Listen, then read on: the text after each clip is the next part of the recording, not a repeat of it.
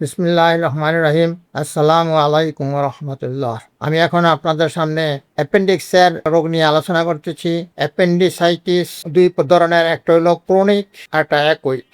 এখন আমি আপনাদের সামনে ক্রনিক অ্যাপেন্ডিসাইটিস নিয়ে আলোচনা করতেছি, সেটা হলো থাই।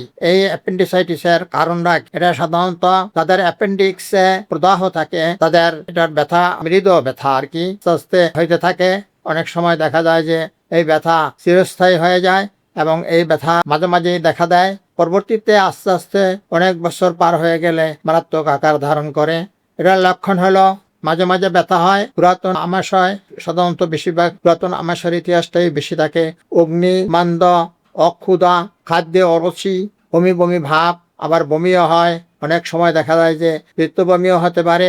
পেটের ডান দিকে অল্প ব্যথা হয়, অল্প অল্প ব্যথা, মারাত্মক ব্যথা হয় না, অল্প অল্প ব্যথা হয় এবং ব্যথা সাধারণত ডান দিকেই বেশি হয়।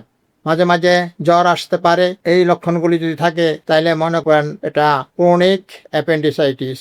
ধীরে ধীরে এই ব্যথা এগিয়ে যায় এবং হঠাৎ অ্যাপেন্ডিক্সে থেকে ফেটে যেতে পারে। ফেটে গেলে মারাত্মক আকার ধারণ করে। এটা সাধারণত ফেটে গিয়ে বিভিন্ন সমস্যা হয়ে যেতে পারে। ওষুধ ব্যবহার করলে আস্তে আস্তে কমে যায়, কিন্তু আবার এটা ব্যথা দেখা দেয়। ঠিকমতো বেশি দিন হোমিওপ্যাথিক ওষুধ সেবন করলে আর এটা দেখা দেবে না, সুস্থ হয়ে যাবেন। আপনারা পরামর্শ চাইলে পরামর্শ দেব এবং আমি ওষুধের ব্যবস্থা করে দিতে পারবো ইনশাল্লাহ। আপনারা এই ভিডিওটি শেয়ার করে দিবেন এবং সাবস্ক্রাইব করে আমার সাথে থাকবেন। আপনারা ভালো থাকেন, সুস্থ থাকেন। আল্লাহ হাফেজ।